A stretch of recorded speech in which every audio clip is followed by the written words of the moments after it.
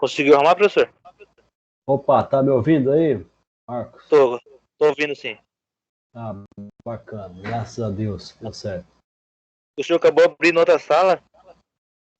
Eu tive que fechar aquela e abrir outra. Procure isso aqui. Você faz o mesmo passo sempre, e hora dá certo, hora não dá. Coisas dessa tecnologia, né? Se a gente estivesse em sala de aula, isso não existia. Isso é Vamos lá, verdade. com paciência. O pessoal tá entrando aí.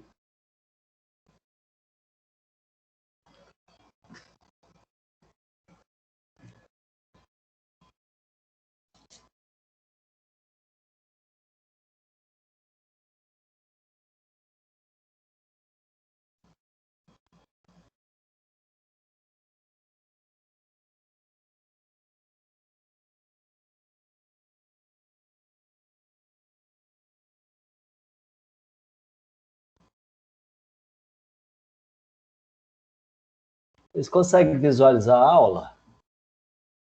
O slide da aula? Sim, professor. Sim. Consigo ver. E... Sim. Mudou? Tá mudando? Mudou. Ótimo, obrigado.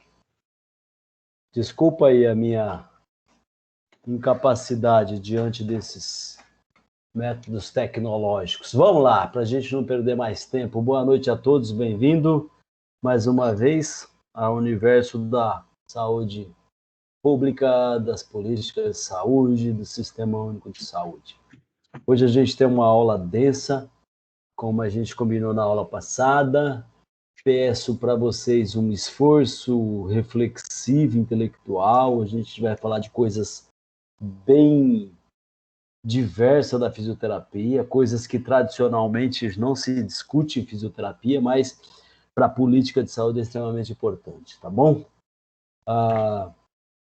Hoje a gente vai falar de Estado, sociedade capitalista, Estado democrático, o que é neoliberalismo, o que é direita, esquerda, essas coisas todas que a gente está vivendo, né, nesse momento de polarização, direita, esquerda, Bolsonaro, Lula, essas coisas aí que permeiam o nosso cotidiano, a gente não pode fugir da discussão, mas o desejo da nossa aula hoje, nessa disciplina, é que vocês, ao final da aula, estejam transformados em algum grau, de algum modo, para compreender melhor essa coisa dessa discussão, dessa polarização aí, tá bom? E o que isso tem a ver? Que esquerda, direita, Bolsonaro, Lula, essas coisas todas que se fala aí? Gente, não tem discussão partidária aqui, né? Eu falo o nome, Bolsonaro, Lula, é para facilitar a compreensão para vocês do que eu estou falando. Mas eu não estou partindo para uma pessoa ou para outra, tá? Isso tem que ficar bem claro. Mas o desejo aqui é que, ao final dessa aula, vocês compreendam melhor isso. O que isso tem a ver com o SUS, com política de saúde? Então, a gente está falando em política pública. Política pública só pode ser ofertada pelo Estado. Política pública só pode ser ofertada pelo Estado. O Estado é que vai ofertar. Então, a qualidade da política vai depender do Estado que está ofertando. Se é o Estado lá do Canadá, é um modelo social-democrático. Se for o modelo francês, social-democrático. Se for o modelo americano, é um modelo capitalista, né, nu e cru.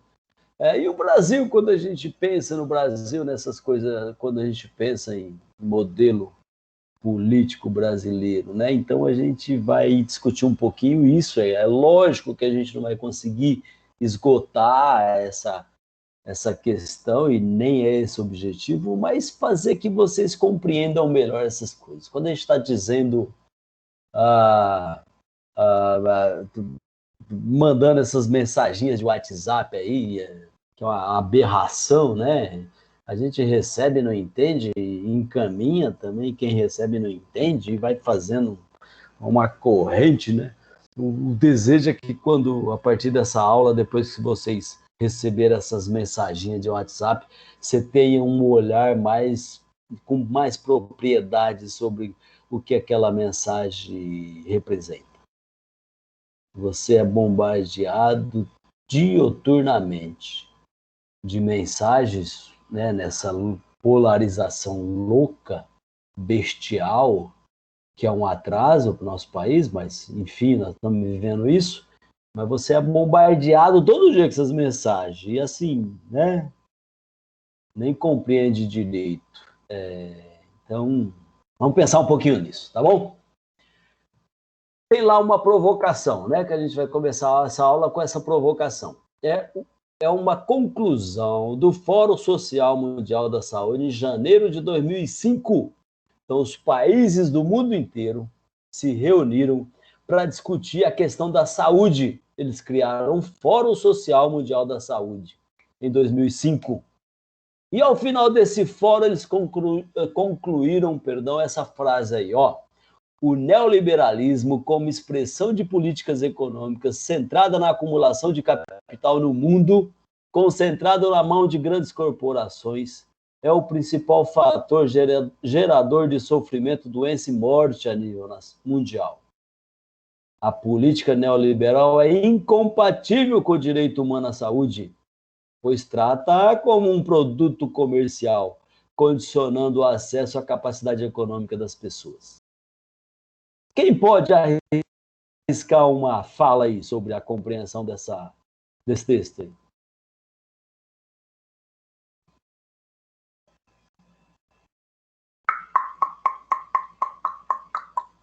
Ao relógio. Alguém se arrisca? Gente, vocês estão me ouvindo, né? Tô sim, professor. Beleza, então vamos lá. É complicado mesmo, mas ao final dessa aula eu vou voltar com essa frase e o desejo é que vocês saibam falar alguma coisa sobre essa frase, tá? O modelo econômico brasileiro é o neoliberalismo. Neo é novo, liberalismo, capitalismo, tá? O nosso modelo econômico é liberal capitalista. Só que tem esse neo aí. Neo é de novo. Então, novo capitalismo. Vamos ver. Mas essa frase está dizendo, essas pessoas que se reuniram, está dizendo que esse modelo econômico é incompatível com o direito à saúde. Ele está dizendo que esse modelo trata a saúde como um produto. Você vai lá e compra. Normal. Você vai lá no hospital privado e paga pelo médico, comprou o serviço médico, ele vai te atender. Comprou o exame, vai te atender, pagou o exame, pagou o remédio, medicamento e vai ser medicado. Porque ele fala que esse modelo é incompatível com o direito à saúde. O que é direito à saúde? É você ter direito à saúde, independente se você tem dinheiro ou não. Quando você tem um direito, independe se você tem dinheiro para comprar. Se precisar que você tenha dinheiro para comprar, não é um direito. Você tem que se virar para comprar, isso não é direito seu. Aí a gente parte para a discussão se saúde é direito ou não é direito. A gente pode tratar a saúde como um produto que você comercializa lá no mercado, um quilo de arroz, né? Uma moto que você quer comprar. Saúde é do mesmo jeito, você vai lá e compra. E as pessoas que não tiver dinheiro para comprar, então elas não vão ter saúde. Ah, mas então ela vai morrer. Mas se a gente tratar a saúde como um produto, vai ser assim. Quem tem dinheiro compra o produto. Quem não tem dinheiro não tem acesso ao produto. O professor, como é que pode existir uma coisa dessa, de que se eu não tiver dinheiro, eu vou morrer com a doença, ninguém vai cuidar de mim? Se eu tratar saúde como um produto, a conclusão é essa. E o que é o modelo liberalizado? É o capitalismo, que diz que o Estado não tem que intervir, que o mercado controla. O que é mercado? É o livre comércio, oferta e procura, um compra, outro vende. Você acha que o Santa Rosa abriu um hospital para quê? Para bater lucro, para ganhar dinheiro. Puxa vida, então, se eu for lá no Santa Rosa para tem que ter dinheiro. Tem. Ele é uma empresa que visa lucro. Poxa vida, e se eu não tiver dinheiro, eu não posso entrar no Santa Rosa? Não, no modelo neoliberal capitalista, não. Então, essa discussão se saúde é direito ou não é direito. Porque se ele for direito, independe se você tem dinheiro ou não, você tem direito ao acesso à saúde. Tá certo? Pode parecer uma discussão fútil, besta para você, porque você nasceu, quando você nasceu, o Brasil já tinha a Constituição de 88, que deu direitos plenos à saúde brasileiro e que criou o SUS, né? Porque se você não tiver dinheiro para pagar um hospital privado, então você tem agora o SUS que não precisa pagar. Nem sempre foi assim. Nem sempre foi assim. Houve um tempo em que o SUS não existia. Houve um tempo em que a gente não tinha direito à saúde. E como funcionava? Funcionava do jeito que eu falei. Funcionava a partir de uma rede de hospitais privados distribuídos na cidade. Quem acessava era quem pagava. Ou pagava diretamente, com sistema de desembolso direto, ou seja, paciente particular gasta e paga, ou pagava indiretamente, através de planos de saúde, seguro de saúde, né? Mas pagava. E quem não tinha nenhum desses dois, morria às mínguas. Nos anos 80, no Brasil, era muito comum o telejornal das 8 horas falava que a grávida deu à luz na porta do hospital e não botaram ela para dentro, que a pessoa morreu na porta do hospital sem assistência e nessa tarde tantas pessoas morreram na porta do hospital sem acesso aos cuidados. Por quê? Porque não tinha direito. Essa pessoa morria e ninguém era responsabilizado pela morte dela. Pelo simples fato, a saúde não era direito. Antes do SUS não era. Pasmem vocês, existe país até hoje que não admite, absolutamente não admite que se cobre nada de um doente. Para eles é uma exploração, um modelo tirano. Você explorar a doença do outro para você acumular seu capital. Na concepção de algumas ideologias de alguns países do mundo, não se cobra para cuidar de doente. O que o senhor está falando, professor? Que não tem serviço privado? Vamos imaginar o Canadá, que é o modelo de saúde pública para o mundo. Canadá, até poucos anos atrás, não tinha nenhum serviço privado. Se você quisesse pagar por atendimento de saúde, você tinha que sair do país, porque o país não tolerava que ninguém cobrasse de doente. Saúde pública universal, era público para todos, de graça para todos. Rico, pobre, baixo, alto, negro, branco, indígena, quilombola, quem quer que seja. Saúde pública universal, ninguém podia pagar. Agora, nos últimos anos, permitiram, sim, na Inglaterra, no Canadá, permite-se serviços privados de saúde, mas ninguém vai. Ninguém vai, poucos vão, porque o serviço público ele é muito bom e dá conta de tudo. Porque na ideologia desses países, não se admite ficar explorando um doente para tomar o dinheiro dele. No pior momento da vida dele, improdutivo, não pode ganhar o dinheiro dele, você vai lá e ainda toma o que ele tem. Então, esse fórum, quando se reuniu, discutiu essas coisas. E eles concluíram que no modelo neoliberal, e o modelo neoliberal do modelo brasileiro, é incompatível com o direito humano à saúde. Né? Então, nós vamos ver isso aqui hoje. Dito isso, vamos refletir junto aqui. Eu vou pedir para vocês fazerem um esforço reflexivo louco nesse momento, né? Se perguntar por que a gente vive junto, por que a gente vive em sociedade? É a sociedade que cria os modos de convivência, se vai ter saúde pública ou não, educação pública ou não, segurança pública ou não. Mas sempre foi assim.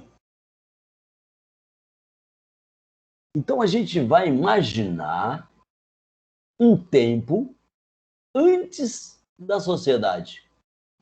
Nós vamos pensar não, isso é real, que a sociedade não nasceu pronta. Você nasceu em 2000 e alguma coisa aí? Em 2000, 1995, 98, você nasceu, a sociedade estava pronta. Mas ela não nasceu pronta. Houve um tempo em que não existia sociedade. As pessoas não viviam juntas, elas não tinham cidade, elas não tinham grupo, elas viviam isoladas, né? E alguns autores, na tentativa de explicar como que o homem se tornou um ser social, como que o homem se tornou um ser que convive com outro ser, e aí formaram grupos, e aí formaram aldeias, e aí formaram vilas, e aí formaram cidades. Como que isso se deu? Como que aconteceu tudo isso? Então, alguns autores são chamados autores contratualistas, e eu posso citar Rousseau, Hobbes, Locke. São autores que defendem uma teoria da organização social. Eles são chamados de contratualistas porque eles defendem que o homem se organizou, que a sociedade aconteceu, que a comunidade virou realidade a partir de um contrato social. A partir de um contrato social. Por quê? Por que foi necessário o homem fazer esse contrato, esse acordo? Porque quando o homem vivia, segundo esses autores que eu citei, quando o homem vivia antes de viver em sociedade, quando o homem vivia isolado, cada um para si, Deus para todos, é chamado de homem em estado da natureza. É o homem que vive isolado. Ele não se organizava em grupos, ele não tinha vila, não tinha cidade, não tinha nada. Cada um vivia do seu jeito. O homem em estado de natureza, ou seja, cada um vivendo do seu jeito, não existia norma, não existia regra, não existia nada. Até porque, para criar uma norma, precisa de as pessoas se juntarem, discutir e criar a norma. Eu estou falando de um momento em que o homem não se juntava ainda. Ele vivia em estado de natureza, isolado, cada um isolado no seu mundo. Vivendo em estado de natureza, o homem tinha uma coisa: a liberdade. Ele não tinha nenhuma regra, nenhuma norma para limitar a ação dele. Ele fazia o que queria, a hora que ele queria, com quem ele queria. Não existia norma, não existia lei, não existia nada. E como que o homem era, vivendo em estado de natureza sem norma, com completa e irrestrita liberdade? O que esse homem fazia com essa completa liberdade? Ele atacava o outro. O homem, na sua essência, ele é egoísta, como os animais. Em estado de natureza, imagina que tem um grupo de animais, tem uma comida, uma caça para eles devorarem, mas, né, eles precisavam dividir em partes iguais para todos comerem, mas eles não têm regra, não têm acordo, não têm norma, eles se degladiam, lutam um contra os outros e quem for mais forte sobrevive. O homem está de natureza, ele é egoísta. O que ele fazia com a completa liberdade dele? Ele usava do egoísmo para buscar todas as formas de autoproteção. Ele só queria proteger a ele. Lei da sobrevivência. Esse mundo era um mundo de competição pela riqueza, pela segurança, pela glória. Era uma guerra de todos contra todos. E sendo egoísta, o homem não satisfazia todas as suas necessidades. É imaginar que o homem encontrava o outro na natureza e ia, né, surrupiar o que ele tinha, tomar o que ele tinha, brigar, entrar em luta corporal para tomar a caça, a comida, a arma que ele trazia, qualquer objeto que ele tivesse. Então, o homem de estado de natureza, ele não prosperou. Ele foi egoísta. E ele não conseguiu prosperar porque era uma luta de todos contra todos, um matando o outro. Cada homem persegue racionalmente os seus próprios interesses, sem que o resultado interesse a alguém. Nessa condição não pode haver comércio, indústria ou civilização, o homem brigando um contra o outro. A vida do homem é solitária, pobre, suja, brutal e curta. O homem está de natureza não prosperava, não avançava. Um matava o outro. Como que eles conseguiram resolver esse problema, então? Esses autores, como eu citei, Rousseau, Locke, Hobbes, Thomas Hobbes, Jacques Cousteau, defendem essa teoria do contrato social, em que o homem concluiu: temos que aceitar, abandonar a nossa capacidade de atacar os outros em troca do abandono pelos outros do direito de nos atacarem, utilizando a razão para aumentar as nossas possibilidades de sobrevivência. O homem só encontra a solução à medida que ele abre mão dessa completa e irrestrita liberdade. Ele renuncia essa capacidade de atacar o outro. Ele abre mão dessa completa liberdade e dá na mão de uma pessoa. Esses autores sustentam que é como se os homens se reunissem pela primeira vez, vamos imaginar, isso é uma teoria, né, gente? E eles abandonam a ideia de um atacar o outro. E para que isso não aconteça, eles não podem ter mais aquela liberdade de fazer o que quer com quem queira, a hora que queira. Eles pegam essa liberdade que é deles, que a natureza deu a eles ao nascimento, e pega essa liberdade e dá na mão de uma pessoa do grupo. Eles elegem um líder. Eles abrem mão dessa liberdade, dá na mão desse líder a liberdade que é dele. E diz assim: você agora é o nosso líder. E você vai ter a prerrogativa, você vai ter o poder de dizer como é que nós vamos viver. Você vai ter o poder de normatizar a convivência social. de estabelecer regras de convivência. Essa pessoa, esse líder, foi chamado primeiro de soberano.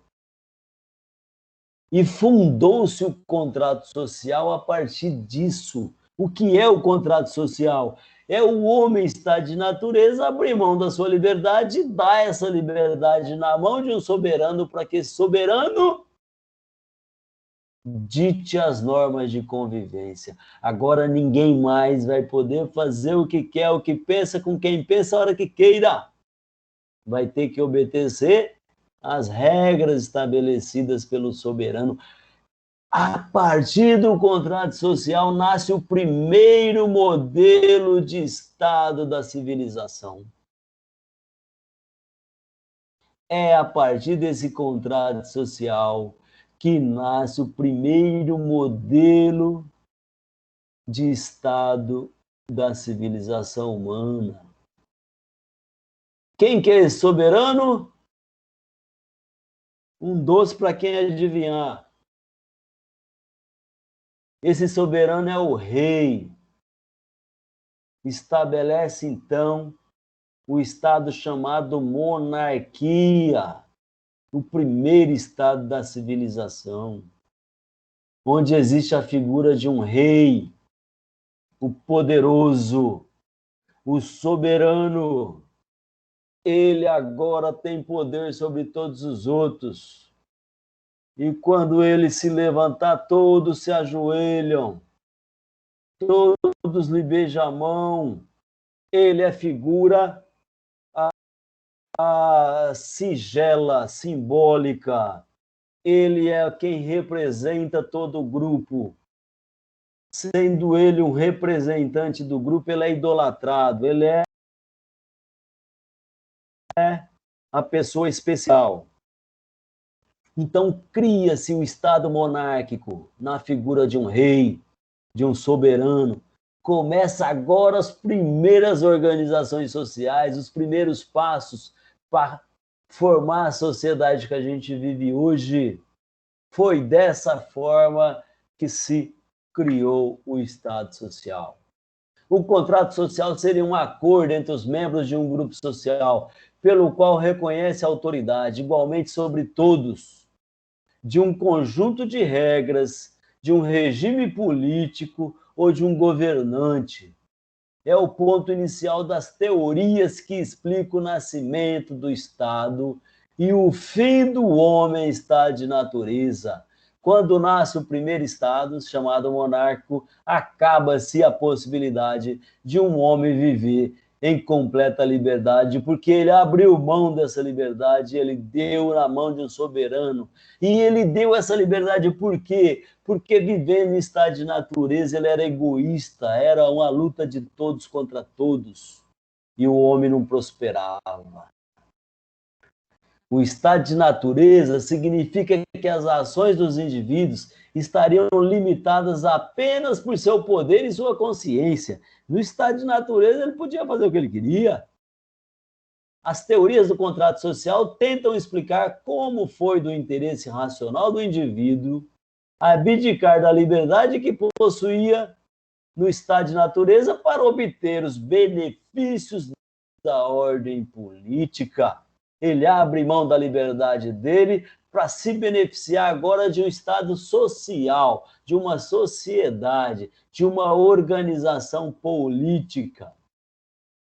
As teorias do contrato social difundiram entre os séculos 16 a 18. Desde o século 16 a 18, a sociedade foi se organizando em forma de reinados. Reinados. Era uma forma de explicar a origem legítima dos governos e, portanto, das obrigações políticas dos governados, né, dos súditos. Eles tinham obrigações com o rei, né? Thomas Hobbes, século XVII, John Locke, século XVII, Jean-Jacques Rousseau, século XVIII. Todos esses autores sustentam que a sociedade nasceu por esse contrato social. E como é que se organizou esse primeiro modelo de sociedade brasileira? A passagem do estado de natureza à sociedade civil se dá por meio de um contrato social, pelo qual os indivíduos renunciam à liberdade natural e à posse natural de seus bens, riquezas, armas e concordam em transferir a um terceiro, o soberano, o poder, que tinha o poder para criar e aplicar as leis, tornando-se autoridade política. O contrato social funda a soberania. Agora sim, agora começam a nascer os primeiros países, vamos imaginar países, mas não tinha esse nome ainda. Na verdade, os nomes não era país, continente, não era. Os grupos se organizavam e elegiam o soberano, o rei, e esse rei mandava em tudo. As terras do rei não era chamado de estado, era chamado de reinado. Reinado. O que era um reinado? Uma grande extensão de terra. A única riqueza, a única e principal riqueza do século XVI ao XVIII era a terra. Ah, professor, mas tinha ouro, mas estava na terra. Ah, tinha madeira, mas estava na terra. Quem detinha a terra, detinha todas as riquezas que estavam na terra. E de quem era a terra? Do rei. Grandes áreas de terra, que a gente chama de país hoje, eram chamadas de reinado. Reinado. E o que o rei fazia? Quando a terra era muito, o reinado era muito grande, ele não dava conta. Imagina os primeiros reinados, pegavam quase que o continente todo. Como é que um rei, uma pessoa ia controlar tanta terra? O rei tinha seus protegidos, seus puxa-sacos, seus parentes, seus familiares. E o rei, então, dividia essas terras. Então, tinha lá um compadre do rei, um chegado do rei lá, e ele dava um título de duque para aquela pessoa que era próxima a ele. O que é o título de duque? O que significa ter um título, um papel? Terra. Aquilo era um título de terra.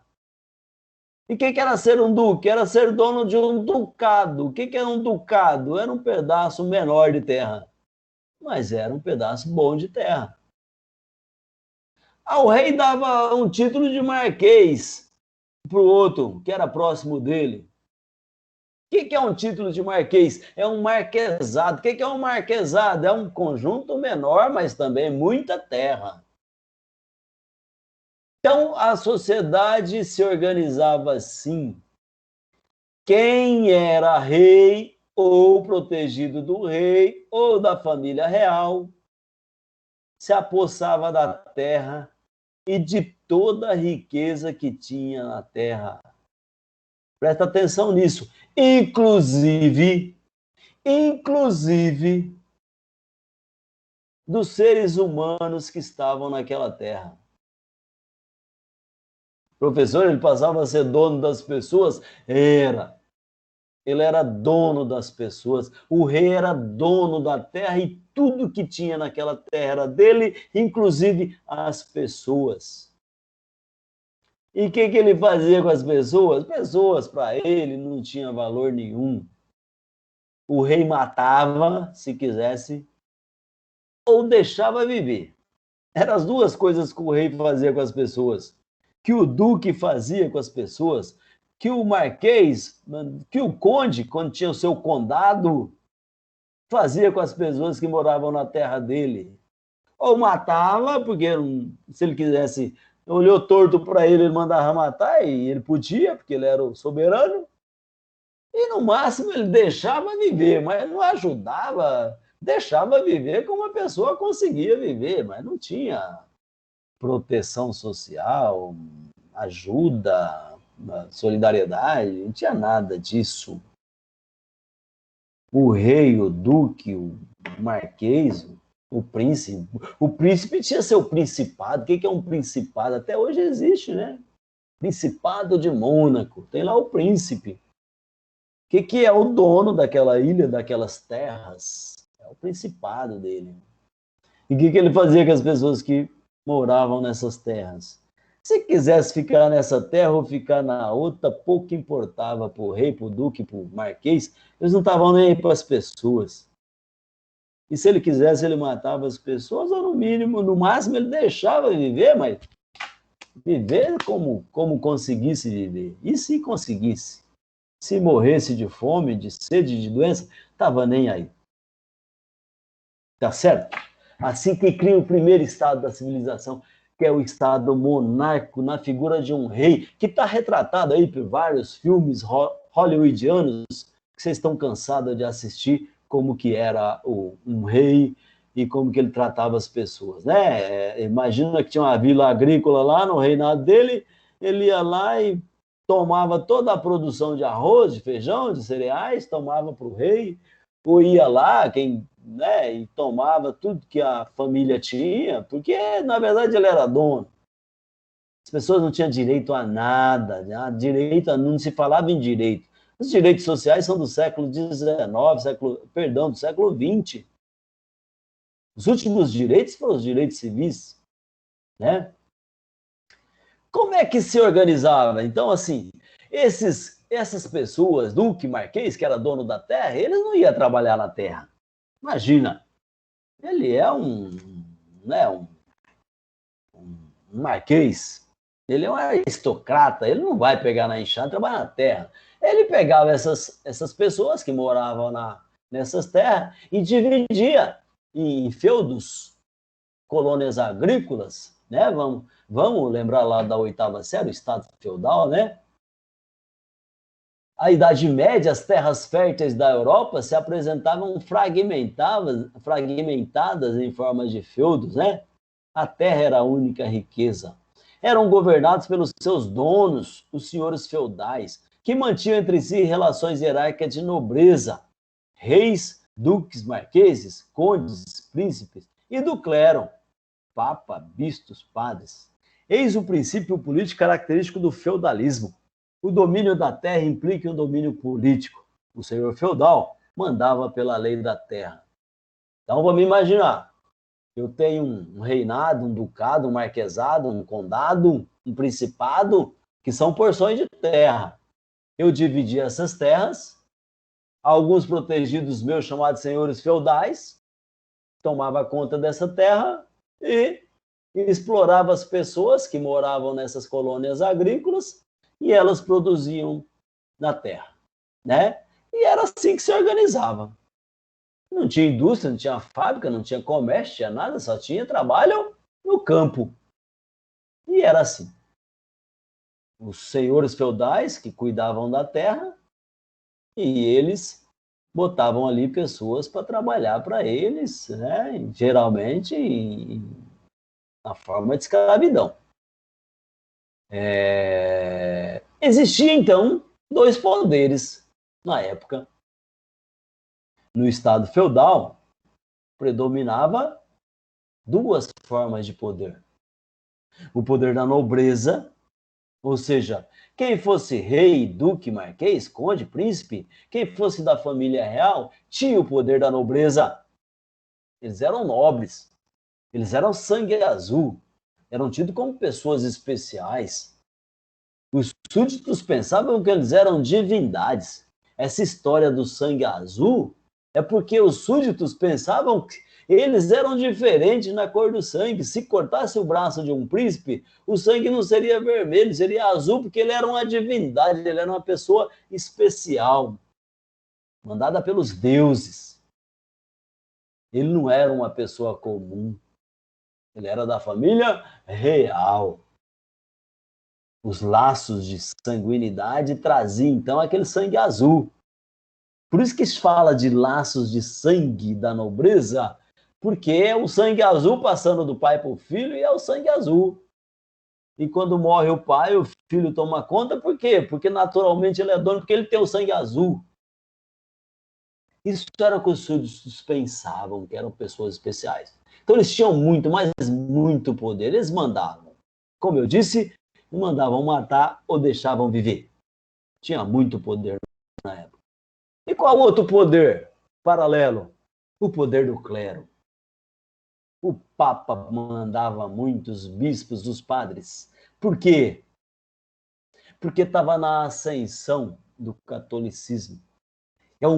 Teve dois movimentos culturais. O que é movimento cultural? O que preenchia o imaginário das pessoas, o que as pessoas da época acreditavam. Eles acreditavam, primeiro, que os nobres tinham sangue azul e eram as pessoas divinas. E segundo, o que eles pensavam? Que tudo que se move na terra é obra de Deus.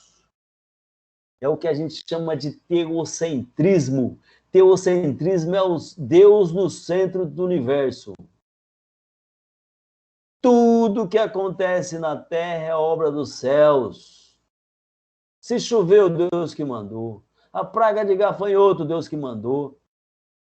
A doença, Deus que mandou. Tudo, absolutamente tudo que acontece na terra, Deus que mandou. Então eles olhavam para o céu e esperavam a próxima coisa que Deus ia mandar. E tudo que acontecia na terra, Deus que mandou. Esse era o imaginário das pessoas da época. Se veio enchente, Deus que mandou. Se veio uma colheita, Deus que mandou. Então, a ideia de que tudo que acontece na Terra, o teocentrismo é que tudo que acontece na Terra é obra dos céus, quem representava Deus na Terra tinha muito poder.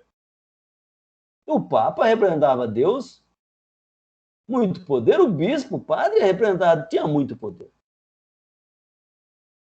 Os dois poderes da época eram o poder da nobreza e o poder do clero. E eles andavam de mãos dadas, esses dois poderes. Quando morria um rei que tinha que coroar um príncipe, quem que coroava? O Papa. E os dois poderes. E o povo? Que não tinha o poder, o povo era súdito. O povo morria às mínguas, morria de doença, morria de fome, morria. Esses dois poderes iam lá e surrupiavam o resto ainda. E na saúde? A doença era um castigo dos céus.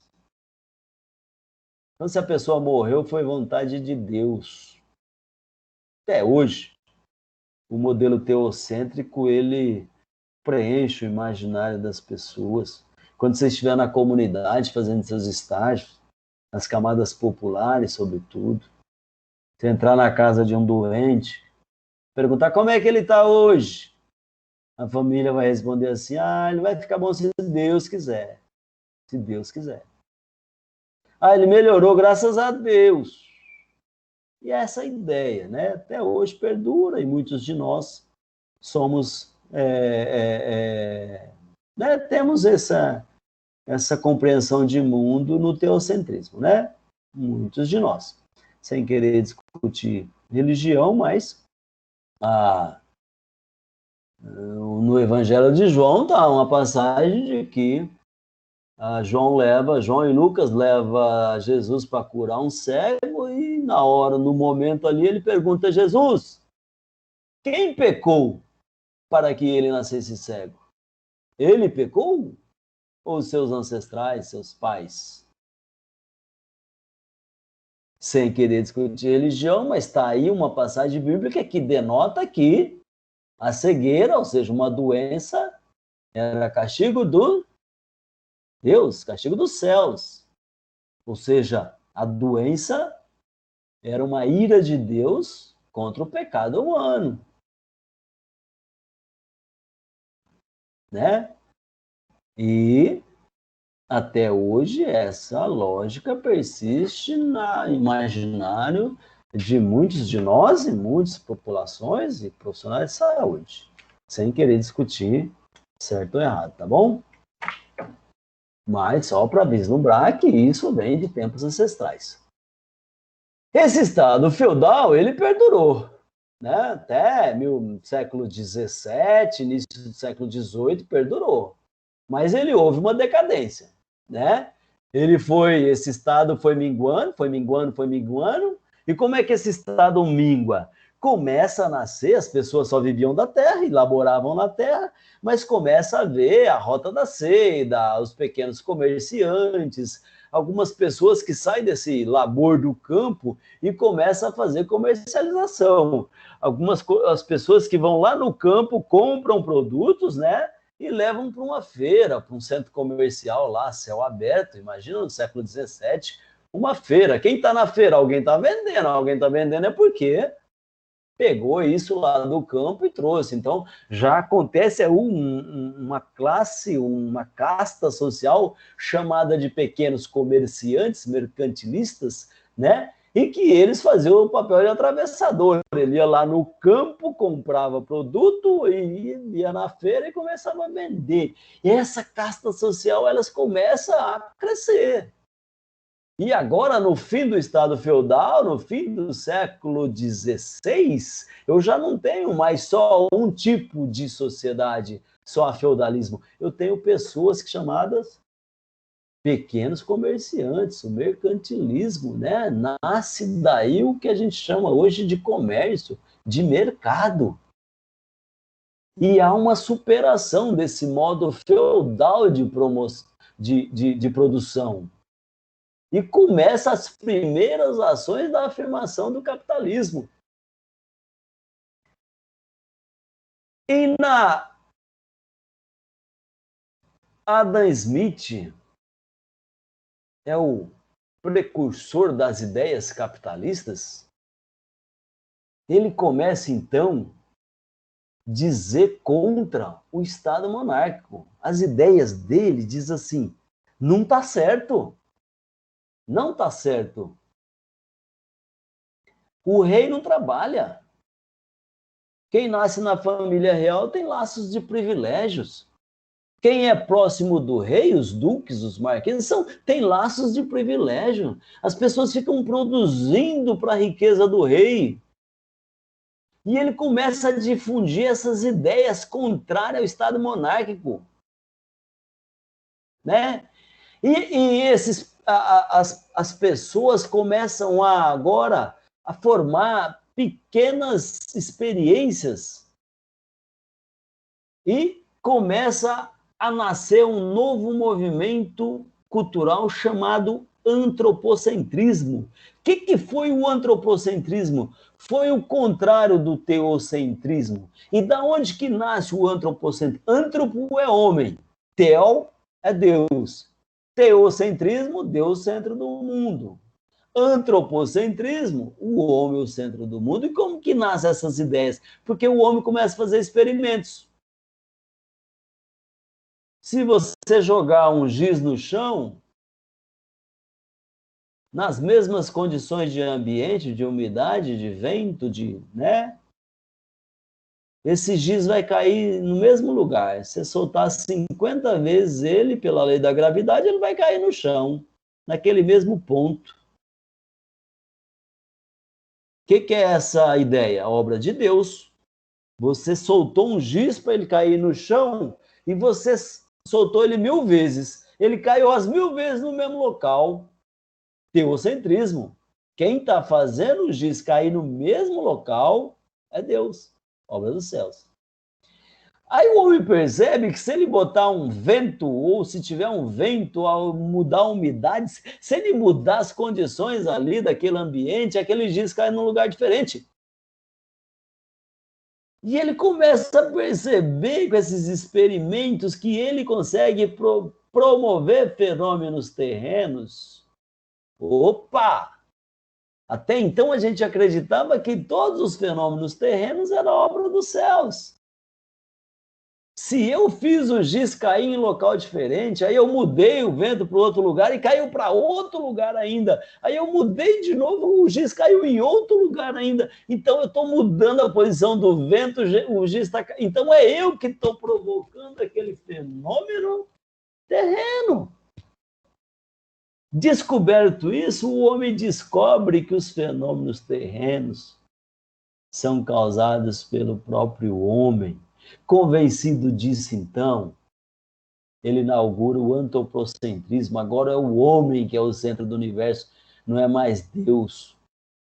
O homem se abdica de Deus. O homem abre mão da ideia que Deus controla tudo. E ele começa a fazer experimento, experimento, experimento. À medida que ele experimenta, ele descobre que ele pode experimentar mais, até que ele descobre a máquina.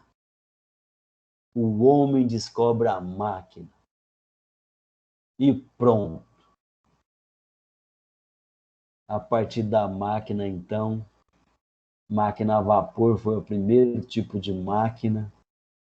O homem, então, tem um desenvolvimento extraordinário até então. 17 séculos se passaram sem produzir nada. Se tudo é obra de Deus, por que eu vou ficar fazendo experimentos terrenos? Quando ele abre mão da ideia do teocentrismo, ele avança extraordinário. E presta atenção, avanço no sentido da descoberta, do desenvolvimento, tá? Econômico e social. E aqueles pequenos burgueses, eles começam a produzir produtos ele mesmo e começa a comercializar. Essa casta de pequenos comerciantes foi chamado de burgos. É uma casta social urbana, com uma visão materialista do mundo. Vamos pensar que até o século XVI, toda a Europa era mato, era campo, só tinha produção agrícola. Agora começa uma segunda casta social, então, dos burgos, que foi chamado mais tarde de burguesia. Esse termo burguesia vem de burgos. O que eram burgos? Esses pequenos comerciantes, os primeiros comerciantes, que eles romperam aquela ideia de que Deus é o centro de tudo, e eles tinham uma tendência ao materialismo. Eles passavam a acumular os bens para eles. Só que tinha um problema. O rei ainda era dono de tudo. E esses burgueses, então, começavam a acumular seu material, seu capital, seu dinheiro, seus produtos, mas vinha o rei e surrupiava tudo, tomava tudo. Por isso que Adam Smith começa a propagar essas ideias contra o Estado monárquico, contra esse Estado pautado na mão de um rei. E em 1789 ocorre a Revolução Francesa, né? Iniciada pela queda da Bastilha. Vamos lembrar da oitava série. O que é a Bastilha? Bastilha era um grande castelo no centro de Paris. Não imagina Paris de hoje. Paris começando, né? Pequenas cidades. As pessoas se organizavam muito mal, mas formavam pequenas cidades já. Paris e Londres foram as primeiras pequenas cidades, né? Bastilha era um castelo que ficava no centro de Paris. E o que tinha dentro desse castelo? Lá dentro desse castelo era a prisão. Todo mundo que falava contra o Estado monárquico, o rei mandava prender, ou matava ou mandava prender. Prender aonde? Dentro desse castelo. Esse castelo chamava Bastilha. Quem falava contra a igreja era preso. Dentro da onde? Dentro da Bastilha. Então, quem falava contra as duas formas de poder da época, estamos falando do século XVII, quem ia contra essas duas formas de poder, o poder da burguesia e o poder do clero, era preso, caçado e preso dentro da Bastilha. Era dentro da Bastilha também que o rei guardava todas as suas armas. E o que é a queda da Bastilha? É que um dos súditos, que pertencia a esses burgos, a burguesia, eles invadem Paris em grandes manifestos, né? Eles faziam piquetes pela cidade, grandes protestos contra o rei, porque eles queriam que tudo que eles ganhassem fosse deles. Eles entendiam que o rei tinha uma mão pesada, mão de ferro, tomava tudo que era deles. E todos os privilégios dos reis, dos duques, né? Eles discordavam dessa ideia de que pessoas nascem com sangue azul, né? E que eram divindades e podia ficar com tudo, com todos os privilégios.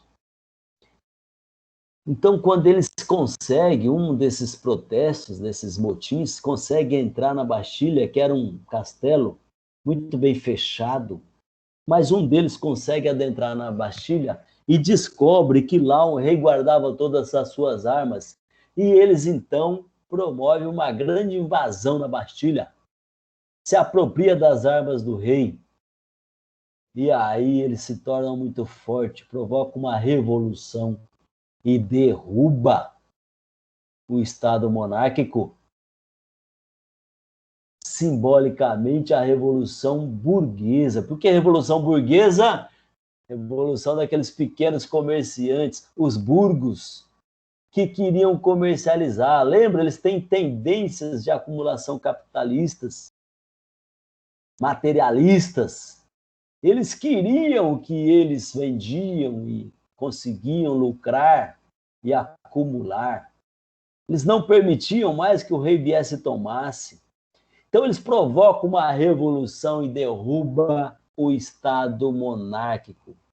Uma revolução sangrenta, violentíssima, que se deu em 1789.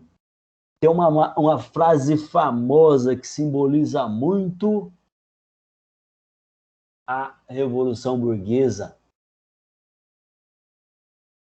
A frase é: vamos enforcar o último rei com as tripas do último padre. Vamos enforcar o último rei com as tripas do último padre. O que eles queriam dizer? O movimento revolucionário burguês falava isso. O que eles queriam dizer com essa frase, que representa bem o que era a Revolução Burguesa? Eles queriam acabar com os dois poderes da época: o poder da nobreza e o poder do clero. Enforcar o último rei com as tripas do último padre, ou seja, vamos derrubar o Estado monárquico, acabar com o rei e com o Estado eclesiástico, com o clero. E vamos montar com um Estado que é nosso, do jeito que a gente pensa que tem que ser. Um Estado burguês, feito pela burguesia. E houve, e conseguiram. Né? Houve o rompimento com a hierarquia dos laços de sanguinidade.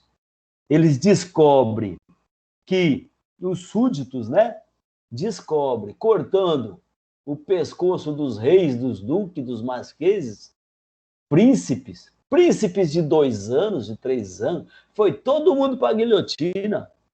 Quando eles cortam os primeiros pescoços, eles descobrem que o sangue é vermelho, como os deles, que aquela história de sangue azul, divindade, tinha nada de verdade naquilo, e eles, né, numa violência extrema, eles matam todos os reis, duques, marqueses, príncipes, os seus agregados, seus familiares, muito extremamente violentos.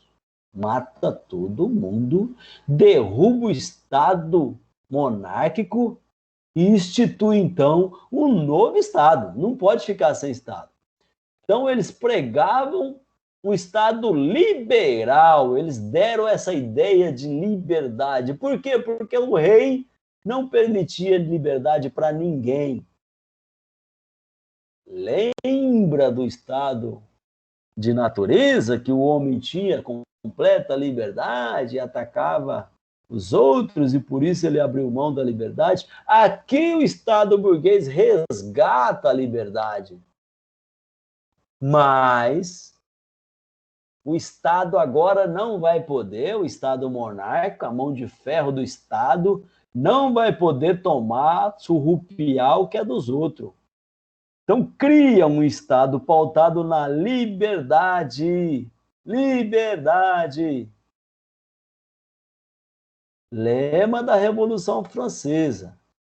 Liberdade, fraternidade. Liberdade, fraternidade. Esqueci. Já eu lembro. Liberté, fraternité. Puxa vida, fugiu. Bom, vamos lá. Mas isso não impede o avanço aqui, não. Mas a verdade é que eles pregavam a completa liberdade porque eles queriam, na verdade, quando derruba o Estado monárquico, eles têm o direito. Né? Direito. Que eles não tinham. Era o rei e seus favorecidos é que ditavam as regras, né? Então eles fundem um Estado, um novo Estado, chamado Estado liberal capitalista. Como é que funcionaria esse Estado? Nas ideias de Adam Smith, então, o homem tinha direitos, primeiro liberdade, livre mercado e todos iguais perante a lei.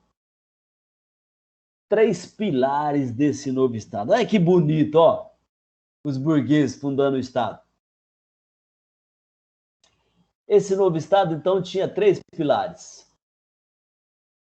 Todos nascem iguais perante a lei. Até hoje a gente fala essa frase, está até na nossa Constituição. Primeiro pilar desse novo Estado. Todos nascem iguais perante a lei. Por que escreveram isso? Para acabar com aquela história de laço de privilégio. Ou seja, ninguém é príncipe, rei, duque, marquês, todos são iguais perante a lei. A lei é para todos.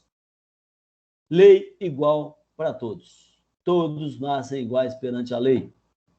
Outro pilar, livre comércio, livre mercado. Ou seja, nesse novo Estado, vai poder comercializar, trocar, vender, comprar, ninguém vai se meter nessa bagaça. Não vai ter um rei mais para tomar o que é seu. E o que você tem é seu. E você pode vender, pode comprar. Se você quer vender, o outro quer comprar. Liberdade para vocês comercializar. Livre comércio. O Estado não vai intervir. E a direito à propriedade privada. Terceiro pilar. Então, primeiro pilar, todos são iguais perante a lei. Segundo pilar, livre mercado. E terceiro pilar, o que é meu, ninguém tasca, ninguém pega, ou seja, lei da propriedade privada. Se é seu, você não roubou de ninguém, ninguém pode te tomar então. Não pode vir o Estado, o rei mais, até porque o rei já foi degolado, mas nessa nova ordem mundial, nesse novo Estado, não pode mais atacar o que é dos outros. Isso vai se representar o que a gente chama de roubo de assalto, então não pode. O que é do outro é do outro. Ninguém pode tomar, ninguém tasca, ninguém pega. Nesse novo Estado, então, liberdade, direito à propriedade privada, livre mercado e todos são iguais perante a lei. Que bonito, hein, gente? Um novo Estado, olha que bacana. Foi chamado de Estado liberal. Formado por quem? Pelos burgueses. Quem eram os burgueses? Os burgos, aqueles que faziam pequenos comércios no Estado feudal e que o rei não gostava e punia eles. Se fizesse comércio no tempo do reinado, ele era preso lá dentro da Bastilha. Quando eles derrubam o Estado monárquico, quando eles degolam o rei, então, eles instituem esse novo Estado chamado Estado liberal. Esse Estado anunciava que todos os homens são livres e portadores de direitos iguais. difundia a crença de que todos os homens nasciam em igualdade de condições e eram capazes de prosperar em todas as esferas da vida. Assim, se o indivíduo não consegue um bom nível de vida ou não conseguiu um emprego, a ninguém mais podia culpar a não ser a si próprio. Todos podiam conseguir o que quisesse, desde que se esforçasse. Preste atenção aqui. Preste atenção. O Estado burguês derruba o Estado monárquico, institui liberdade. É o mercado que vai cuidar de tudo. Lei da oferta e procura. Não tem Estado mais para intervir. Eles pregavam um Estado mínimo. Puxa vida, se todos são iguais perante a lei, se tem um livre comércio, se tem propriedade privada, para que Estado? Não precisava de Estado. Mas sem Estado não vai ter ordem, não vai ter, né? As pessoas podem não respeitar essas regras e virar uma briga. Então, para que se criou o Estado? Criou um Estado mínimo, um Estado pequenininho, um Estado que não tem que se meter na vida dos outros. A ideia era essa. O Estado que não vai lá cuidar de ninguém, nem atrapalhar a vida de ninguém. O Estado é mínimo, é pequenininho. O Estado é a força, é a lei. E ele só vai servir para quê? Se alguém não respeitar esses 3 princípios, a gente aplica a lei. E quem aplica a lei? Esse Estado, pequenininho. Também, a regra é clara agora. Não tem Estado. Esse Estado é mínimo.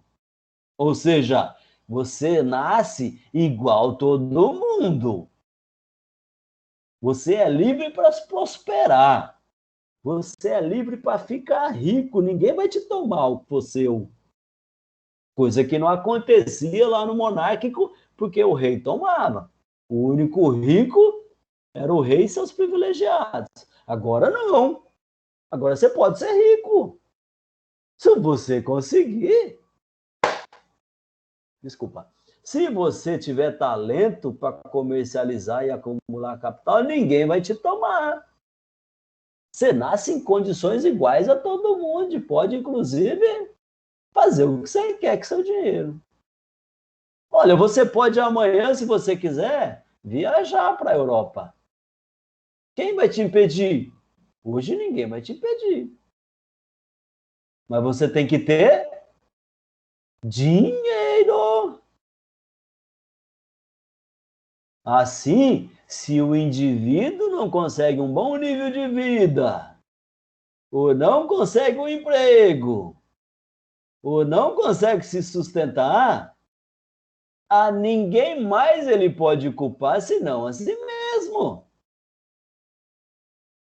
A ideia do Estado liberal capitalista é essa. O símbolo do capitalismo no mundo é Estados Unidos, é o berço da afirmação capitalista. Por isso que lá no centro de Manhattan tem uma estátua. Estátua da liberdade. Para dizer todo mundo é livre aqui. Para fazer o que quer. Aqui é livre comércio. Mas presta atenção. Fazer o que quer com dinheiro. Sem dinheiro você não faz nada no Estado capitalista. E a regra é clara. Não tem mais Estado para te cuidar. A gente derrubou o Estado, lembra? Derrubou a monarquia, o Estado que tinha. O rei era dono de todo mundo, apesar dele não cuidar de ninguém, mas ele era o dono. Agora não tem dono mais. Agora é cada um para si e Deus para todos. Tá certo? Essas crenças, essas ideias que tá na base da afirmação capitalista. Todos podem conseguir o que quiser, desde que se esforçasse. Nasce aí a ideia da meritocracia, que tanto se fala hoje. Quando se fala, não pode dar Bolsa Família, essas pessoas não têm meritocracia. E a gente valoriza muito aquele pobre que se esforçou e ficou rico. Ó, é o mérito dele, ó. Aí ele fez por, né? Ele conseguiu com esforço próprio, né? Assim, você tem que fazer por merecer, ou seja, é meritocracia. Isso é muito bonito. Agora é ruim quando você olha para o cara que não conseguiu, que tá um mendigo lá na rua e fala assim, ele não se esforçou, ele não conseguiu emprego, ele não conseguiu o nível de vida, não tem Estado para ele. Não tem saúde pública para ele, não tem educação pública, segurança pública, não tem nada público para ele. Porque o Estado aqui, a regra ela é clara, cada um vai ter que buscar pelos seus próprios méritos, tem que fazer por merecer aqui. Os americanos falam assim, eu não quero nada do Estado, Deus me livre. Eu quero é um bom emprego com um bom salário e tudo que eu precisar eu vou comprar. Com o meu próprio esforço, com o meu próprio trabalho. Bonito, gente. É lindo. Se tivesse emprego para todo mundo, se tivesse bons salários para todo mundo, lindo. Cuidado, porque se a gente olhar para um mendigo ou para um pobre doente no nosso hospital público e pensar com essa cabeça, a gente vai dizer assim, ele é um fraco. A regra era clara, ele tinha que acumular o capital dele.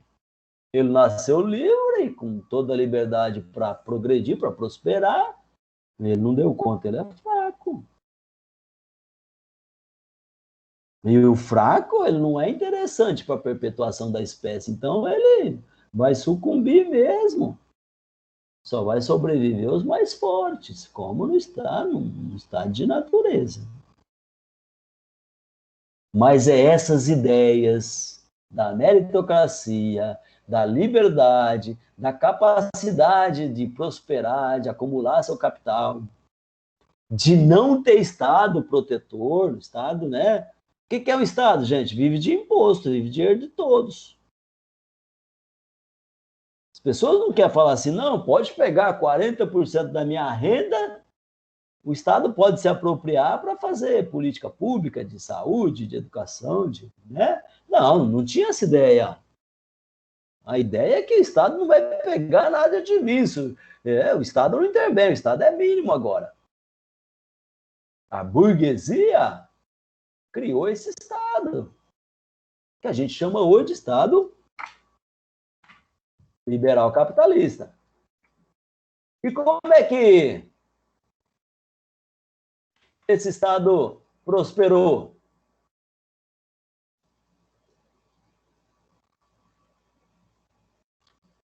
Olha, fazendo um adendo aqui, a Revolução Burguesa, Revolução Francesa burguesa, ela derrubou o Estado monárquico.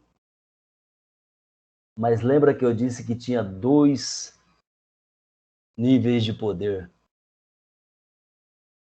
Ainda tinha o poder do clero, que a burguesia também não gostava.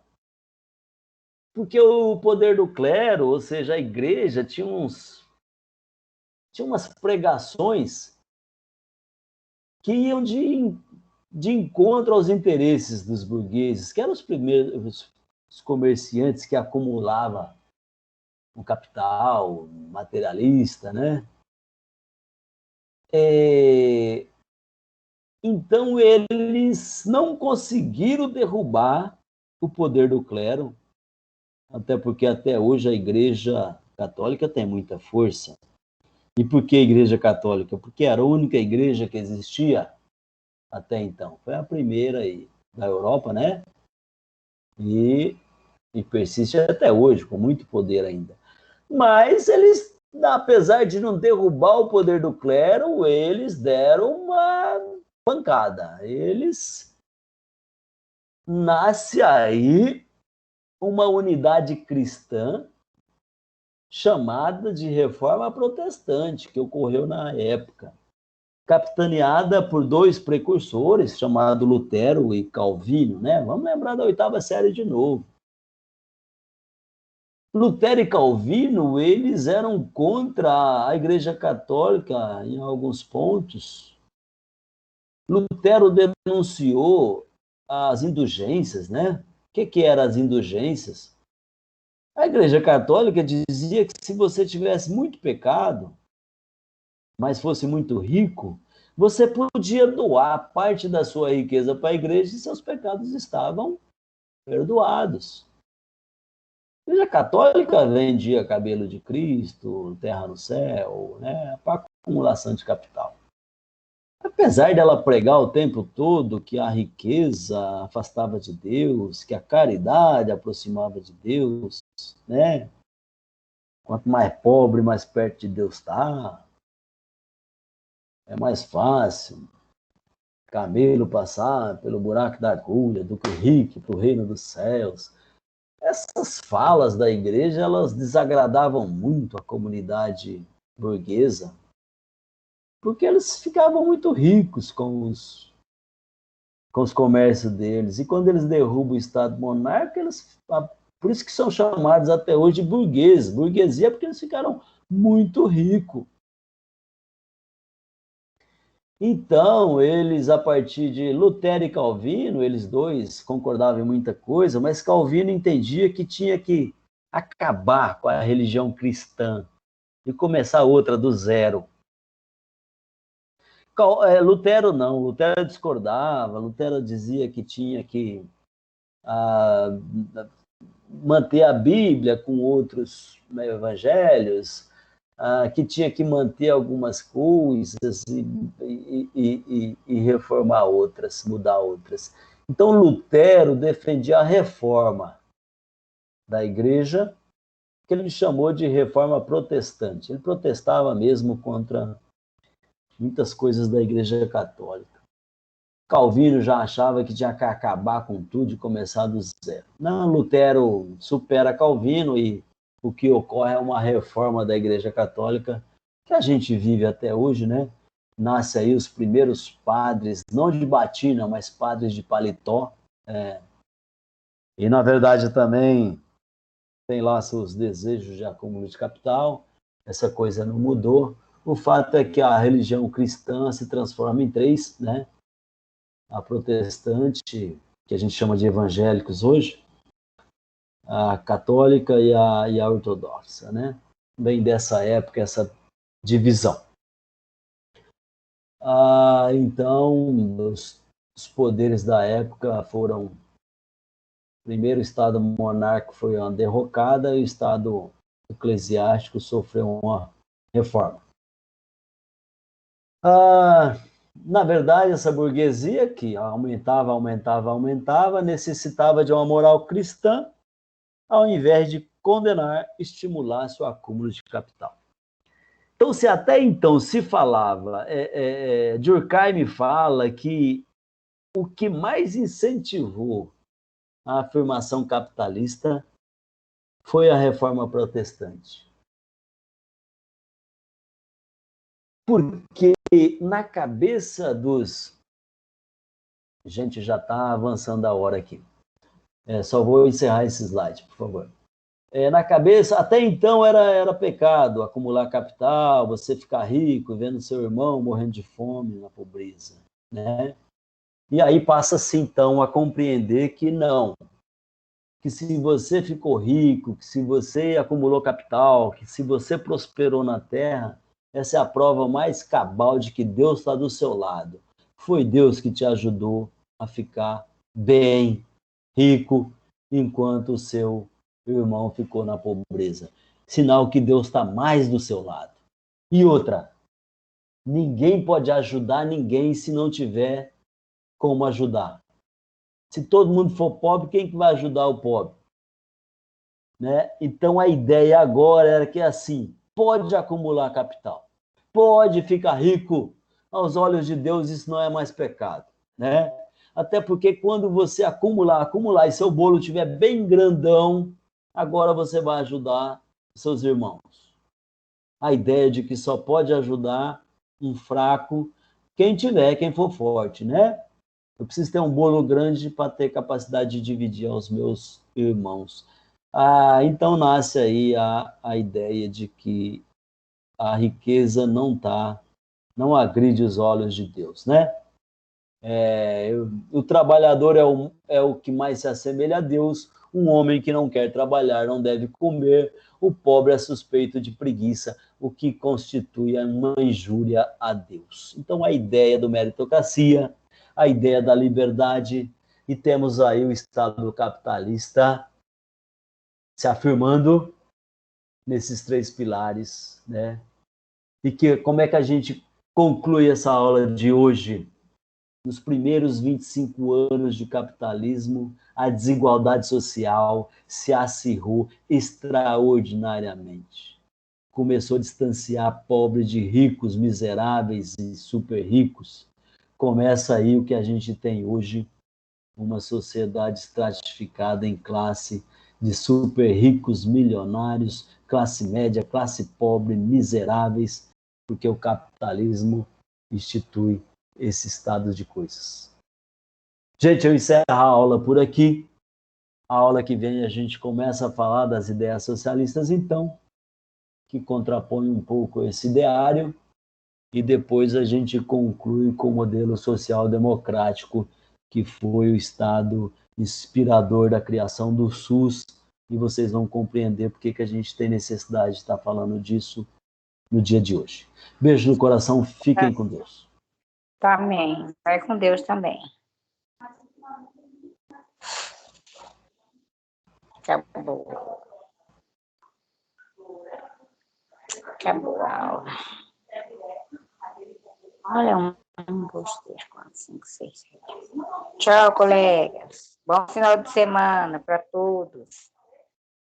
Tchau, tenha uma boa noite. Tchau, fica com Deus.